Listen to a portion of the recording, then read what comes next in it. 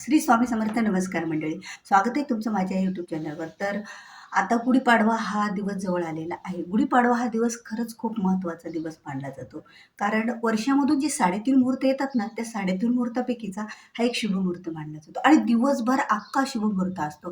त्यामुळे हा वेळ कसा आहे, हा काळ कसा आहे, हा राहू काळ आहे का, हे काही विचारायची आपल्याला गरज नसते. पण यंदा कसं झालेलं आहे माहीत आहे का? तर या दिवशी अमावस्या सकाळी थोडा वेळ आलेली आहे, म्हणजे 6:55 सकाळची अमावस्या आहे. त्यामुळे आपल्याला तेवढा वेळ सोडून नंतरच गुढी उभारायची आहे, एवढी पण काळजी आपल्याला घ्यायची आहे. पण दिवसभरातून गुढीपाडव्याच्या दिवशी बरं कोणत्या सेवा कराव्यात, कोणती पूजा करावी, ज्यामुळे आपल्याला हजारो पटीनं फळ मिळत असतं. कारण हा जो दिवस असतो ना, तो अक्षय फळ देणारा असतो, शुभमुहूर्त. आणि मराठी महिन्यातला चैत्र महिना आणि त्यातला पहिला दिवस, मराठी महिन्याची सुरुवात ही चैत्र गुढीपाडव्याने केली जाते. गुढीपाडव्याला आपल्या अंगणामध्ये गुढी उभारून आपण आपल्या घरातली वाईट ऊर्जा बाहेर काढून विजयाची पताका लावत असतो, की आपल्या घरात वर्षभर असाच विजय आणि यश प्राप्ती मिळू दे म्हणून. म्हणून तर आपल्याला काय करायचं आहे बघा, यावर्षी आवर्जून तुम्ही गुढीपाडव्याच्या दिवशी ह्या जर काही सेवा आणि पूजा थोडक्यामध्ये केल्या तरी आपल्याला त्याचं हजारो पटीनं फळ मिळत असतं. तर कोणत्या सेवा कराव्या गुढीपाडव्याच्या दिवशी, कोणते उपाय करावे, याविषयीची चर्चा या व्हिडिओच्या माध्यमातून होणार आहे. त्यामुळे व्हिडिओ हा शेवटपर्यंत पहा. तर तुम्ही चॅनलवर नवीन असाल, माझ्या मालिनीज लाईफस्टाईल या, तर तुम्ही चॅनलला नक्की सबस्क्राईब करा. कारण जेव्हा केव्हा मी अशी माहितीपूर्ण व्हिडिओ माझ्या चॅनलवर अपलोड करेल त्यावेळेला त्याचं नोटिफिकेशन तुमच्या मोबाईलद्वारे तुम्हाला अगोदर मिळेल आणि तुम्ही माझा एकही व्हिडिओ हा मिस करणार नाहीत.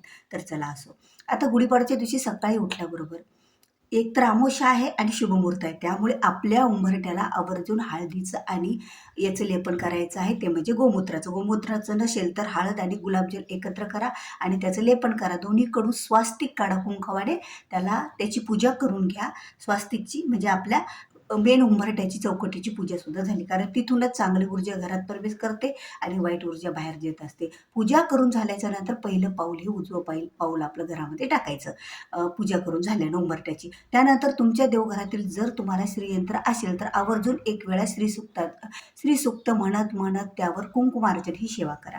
जर कुंकुमार्चन जमत नसेल तर श्रीसूक्ताने अभिषेक करा आणि ते पाणी घरात सगळीकडे टाका. जर तुमच्याकडं श्रीयंत्रही नसेल तर तुमची जी कुलदेवी आहे, मग महालक्ष्मी असतो, तुळजापूरची आई असो, रेणुका माता असो, किंवा तुमची तुळजापूरची आई असो, कुठलीही एक कुलदेवी, तर त्या कुलदेवीचा सुद्धा आता तुमची कुलदेवी कोणतीही असो मग या देवीपैकी, तर या कुलदेवीची सुद्धा तुम्हाला आवर्जून पूजा करायची आहे. आणि कुलदेवीची पूजेला करून त्याला एक लाल फुल अर्पण करायचं आहे. आणि त्यानंतर बघा, गुढीपाडव्याच्या नंतर त्यानंतर देवीला हळदी कुंकू अक्षदा अर्पण करून तिथे तुम्ही सिद्धकुंजिका स्तोत्राचं पठण करा. सिद्धकुंजिका स्तोत्र तुम्हाला म्हणता येत नसेल तर घरामध्ये तुम्ही मोबाईलद्वारे, यूट्यूबद्वारे, गुगलद्वारे लावून द्या. म्हणजे घरामध्ये ते जर वातावरण असेल तर तुम्हाला एक दुर्गा सप्तशती ग्रंथ वाचन किंवा पठण किंवा ऐकण्याचं फळ मिळत असतं. म्हणून तुम्हाला सिद्धकुंजिका स्तोत्र वाचायचं आहे किंवा ऐकायचं आहे, हे एक गोष्ट करायची आहे. आता थोडक्यात आहे, कारण 5च मिनिटाचं कुंजिका स्तोत्र आहे. त्यानंतर तुम्हाला आपल्या घरामध्ये जर देवघरात कवड्या असतील तर 7 कवड्या पिवळे तांदूळ करा. तांदूळावर 7 कवड्या ठेवा. 7 कवड्यांना हळदी कुंकू अक्षदा गंध लावा. त्याला पिवळं फुल अर्पण करा आणि धूप-दीप द्या आणि एखादा साखरेचा नैवेद्य कवड्याच्या समोर ठेवून द्या. ही सुद्धा आपण पूजा आणि सेवा करू शकतो. छोटीशी लक्ष्मी प्राप्तीची उपाय हा आहे. त्यानंतर दिवसभरातून ज्यांना शक्य आहे त्यांनी 16 वेळा श्रीसूक्ताचं पठण करावं किंवा ऐकावं. आता दुसरा एक उपाय काय आहे श्रीसूक्त याच्या दिवशी करायचा, श्रीसूक्त पठणासोबतचा. श्रीसूक्त पठण एक वेळा तुम्ही घरात लावून द्या. त्याच्यानंतर तुम्ही व्यंकटेश स्तोत्र एक वेळा जरी ऐकलं तरी चालेल, किंवा व्यंकटेश स्तोत्र 21 वेळा जरी वाचन केलं तरी चालेल. आता हे एवढे उपायपैकी तुम्हाला फक्त एकच उपाय करायचा आहे, जमेल तसा. जेवढे जमतील तेवढे हे करू शकता आणि एक जरी केला तरीही लक्ष्मी प्राप्तीचाच उपाय आहे आणि पूजा आणि सेवा आहे. आता उपायामध्ये म्हटलं तर तुम्हाला देवघरामध्ये जे काही आपली कुलदेवी आहे त्यांची तर पूजा आपण केलेलीच आहे. त्यांना नैवेद्य पण त्या दिवशी दाखवायचा आहे. जर तुमचं शेत असेल तर शेतामध्ये तुम्हाला आता शेत कारण तुम्ही शेतीत आहेत, तर शेतीमध्ये तुम्ही शेतामध्ये नैवेद्य देऊ शकणार नाहीत. जर तुम्ही गावाकडे असाल तर तुम्ही शेतामध्ये आवर्जून तुमच्या नैवेद्य द्या. पुरणपोळीचा 3x3चा खड्डा करायचा, त्यामध्ये चांगलं गोमूत्र शिंपडून पाण्याने सारून घ्यायची ती जमीन. त्याला हळदी कुंकू अक्षता अर्पण करायच्या, फुलं अर्पण करायचा, नैवेद्य अर्पण करायचा, ओटी भरायची आणि नंतर तो नमस्कार करून धूपदीप वाळून तो खड्डा नंतर बुजून घ्यायचा. म्हणजे आपल्या काळ्या काळ्या आईला, आपल्या भूदेवीला, भूमातेला हा नैवेद्य आपण पाडव्याच्या दिवशी अर्पण करायचं आहे बघा. कारण तिथूनच आपल्याला सर्व काही आपली वर्षभर उपजीविकाही होत असते. आता ही एक गोष्ट झाली. त्यानंतर तुम्हाला काय करायचं आहे ते बघा. आता छोटे-छोटे उपाय घरामध्ये करा. घरामध्ये असे उपाय करा, की आणखीन एक उपाय तुम्ही करू शकता घरामध्ये. एखाद्या मंदिरात जा.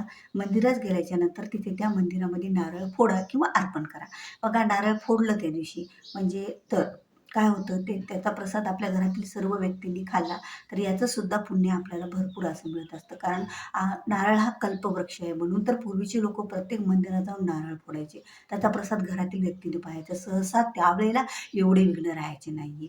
आणि मारुतीला तर अवश्यच फोडायचं कारण अमावस्या पण आहे दिवसाने फायलेली आणि पहिला शुभमुहूर्त पण आहे. वर्षातला पहिला दिवस आहे म्हणून मारुतीला आवर्जून तुम्ही नारळ फोडायचं आणि घरातील सर्व व्यक्तीनं आपल्या नारळ ते खायचं. म्हणजे त्या नारळाचा प्रसाद खायचा.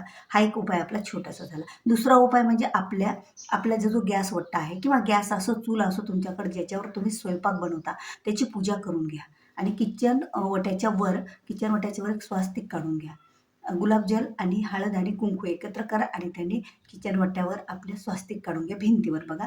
पूर्वेकडच्या भिंतीवर तुम्ही आणि त्या स्वास्तिकची पूजा करा आणि झालं. आणि तेवढं जर तुम्ही केलं तर आपल्या घरामध्ये अखंड अन्नपूर्णाच्या स्वरूपात लक्ष्मी माता नांदत असते स्वयंपाकघरामध्ये. आता तुमच्या बेडरूममध्ये आणि तुमच्या याच्यामध्ये काय करायचं आहे, तुम्ही तुमच्या जे काही तुमची तिजोरी असेल, जिथे तुमच्या घरातील खर्च करण्यासाठी पैसा ठेवत असाल, त्या ठिकाणी तुम्हाला एक नाणं आणि एक हळकुंड पूजा करून ठेवायची आहे. म्हणजे यामुळे काय होतं बघा, हळदीमध्ये खूप गुणधर्म आहेत चांगले, जे की लक्ष्मी प्राप्तीचे आणि पैसे तर तुम्हाला माहीतच आहे. यामुळे पैसा हा लक्ष्मी मातेचं स्वरूपच आहे. मग ते दोन्ही आपल्याला आपल्या तिजोरीमध्ये जिथे तुम्ही पैसा अडका डब्बा असो काही असो त्यामध्ये ठेवून द्यायचं. आता चौथा उपाय म्हणजे तुमच्या घराच्या समोर रांगोळी काढायची. ती म्हणजे लक्ष्मीचे पद्म काढायचे, गोपद्म काढायचे, ह्या सर्व गोष्टी रांगोळी काढायच्या. या दिवशी आवर्जून रांगोळी काढायची. एखादी महिला घरी आली ती तिला हळदी कुंकू लावून तिची ओटी भरायची. कारण लक्ष्मी स्वरूपात देवी कोणत्या स्वरूपात आपल्या घरात येईल हे आपल्याला माहीत नसतं. त्याचबरोबर तुम्ही या दिवशी आवर्जून सोनं खरेदी करणं तुम्हाला शक्य नाही. सोन्याचे भाव खूप खूप खूप वाढलेले आहेत. तर तुम्ही या दिवशी सोन्यासारखी मौल्यवान वस्तू असलेली खरेदी करू शकता. ते म्हणजे घरामध्ये कवड्या खरेदी करू शकता, हळद खरेदी करू शकता. धणे जर काहीच खरेदी करणं झाले नाही तर धणे आणायचे आपले थोडेसे आणि धणे ते घरात ठेवून द्यायचे. देवी पुढे ठेवायची, त्याची पूजा करायची देवघरामध्ये आणि नंतर आपल्या डब्यात ठेवून द्यायची आपल्या किचनमध्ये. कारण किचनमध्ये अन्नपूर्णाच्या स्वरूपामध्ये लक्ष्मी माताही नांदत असते. आता एवढे जरी आपण या 3 वस्तूपैकी एक जरी वस्तू घरात आणली तरीही आपल्याला चालेल. कमळाचं फूल भेटलं तर आणा, कमळगट्ट्याची माळ भेटली तर आणा आवर्जून देवीला घालायला किंवा श्रीयंत्राला घालायला. एवढ्या जरी तुम्ही उपाय आणि सेवा लक्ष्मी प्राप्तीची केल्या तर वर्षभर आपल्या घरामध्ये अखंड लक्ष्मी नांदल्याशिवाय राहणार नाही.